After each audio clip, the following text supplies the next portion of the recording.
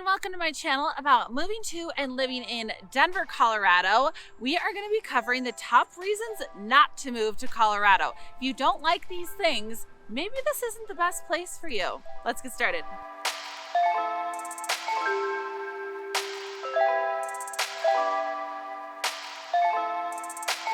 Before we dive into those top reasons not to move to Colorado, I want to introduce myself. I am Katie Martineau. I am the real estate gal. I am a licensed real estate agent in the state of Colorado. So if you need help with buying, selling, or anything in between, I'm your gal. Please hit that subscribe button and the notification bell so that you get notified every time I release a video, which is twice a week. All right, now that we got that out of the way, let's get started in the reasons not to move to Colorado. The first reason is the elevation. We are at 5,280 feet, so we are the mile-high city. It does take a little bit of getting used to when anyone either comes to visit or moves here. It took me a couple months to get acclimated. The air is a little bit thinner. It's a little bit harder to breathe. The air is also a lot more dry, so lotion is always necessary.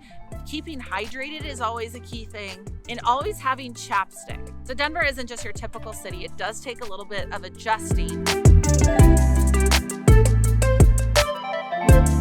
The second con of living in Colorado, or Denver Metro specifically, is it is more expensive than other cities. We are not on the list of 25 most expensive places to live, but you do get more bang for your buck in a lot of different areas in the United States. As well, the closer you are to the Denver metro cluster, you are going to be paying more for a smaller product versus if you go outskirts. Now, if you go to the mountains, that's a totally different story. So we're just covering the Denver metro today.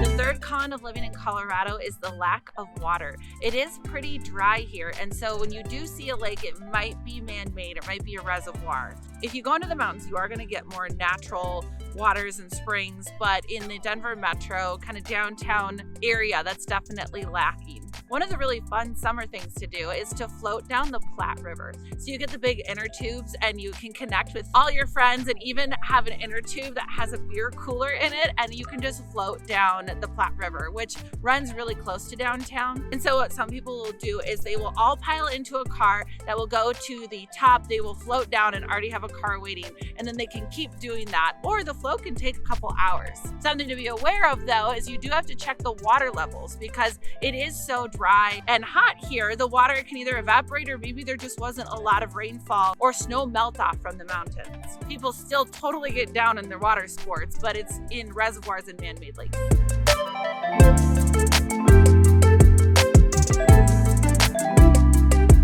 The fourth con of living in Colorado is our transportation system isn't the greatest. They're definitely making improvements with making light rails that go further away from the downtown area. There is a light rail that goes straight to the airport and north-south on the way to Boulder, but it's definitely still developing.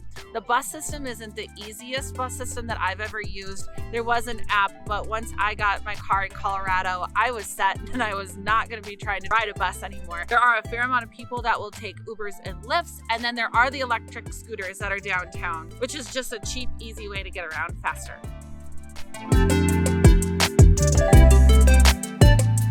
Speaking of motor vehicles, the next con is the traffic.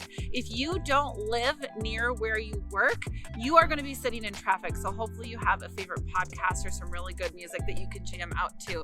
The traffic in between downtown Denver and the Denver Tech Center, also known as DTC, can get pretty gnarly during typical rush hour times. So if you live south and you work north, be prepared to be one of those people on the road. One of the radio stations even jokes that I-70 is the largest parking lot in Colorado, which I think is kind of funny. Going along with traffic, Colorado is a fun place to be, and with that, the mountains are a huge attraction of why people visit Colorado or move to Colorado. And one thing that you have to get used to is the traffic on the weekends, even during the summer, but especially during the winter. I would plan to stay in the mountains if you are coming to visit the mountains. If you're snowboarding, skiing, snowmobiling, ice climbing, any of the really fun winter activities you do, I would highly recommend staying up near where you're doing that activity, because you are going to hit some gnarly traffic. There are a couple tunnels you have to go through in order to get to the further cities, such as Vail and Aspen. And the roads can also get pretty icy and dicey. So if you're leaving the mountain after the mountain closes on a Sunday evening, which they typically close at 4 p.m. before the sun sets,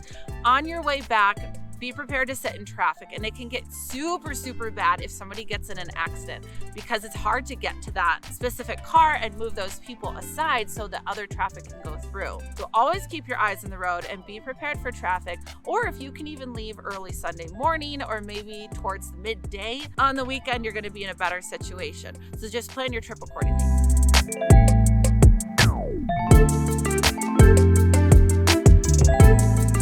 Moving on to the next con is the amount of acreage that you get for the lots of land in the Denver metro area. There aren't huge yards. There's definitely some, but not as many as other cities. There's a lot of houses that you definitely get to know your neighbors, and you don't get as much space to spread out. If acreage is what you're going for, you're gonna have to go a little bit further out than Denver metro, but I can absolutely help with that in finding you something that is exactly what you're looking for.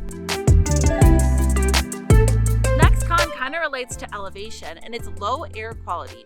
Those electronic billboard signs that you drive by on the highway, they will say ozone alert on them, typically during the warmer months or the summer months. And they encourage you to fill up your tank of gas after business hours, as well as they will warn you to not exercise outside. Colorado is a very outdoorsy city, and to be told to stay inside, it's a little tricky because I want to be outside playing. But they will notify you if you watch the news or if you're driving on the highway to try to stay indoors during certain times of the day.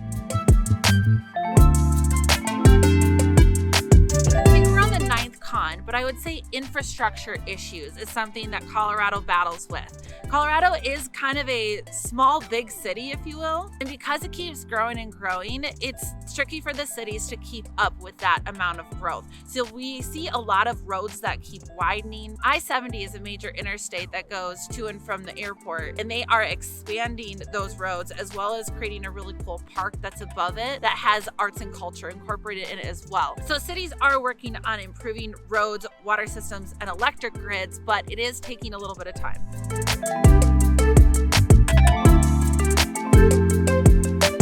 The 10th and final con of living in Colorado is that people love it here. And you could say that that's a con, but there's so many people that love to visit and just love the area and the vibes and food scene and the music. But there are people here. So if you're coming out to Colorado to have space, you're gonna have to get further away from the Denver metro and the concert venues and the food scene. So there is definitely space. It's just a lot further away from where all the other hustle and bustle is. So it goes without saying, if you are looking to move to Colorado, I would love to help you, but you gotta reach out because I know all the great places to look at if you want land or acreage or mountain life or city life near water, near downtown. I'd love to be your gal to help you. Here's my contact information, and as mentioned, please hit that subscribe button or notification bell because I do release 2 videos per week. It was actually kind of hard to come up with some of the cons. I tried to do 10 and I had to really stretch there. Colorado's just a cool place, you know?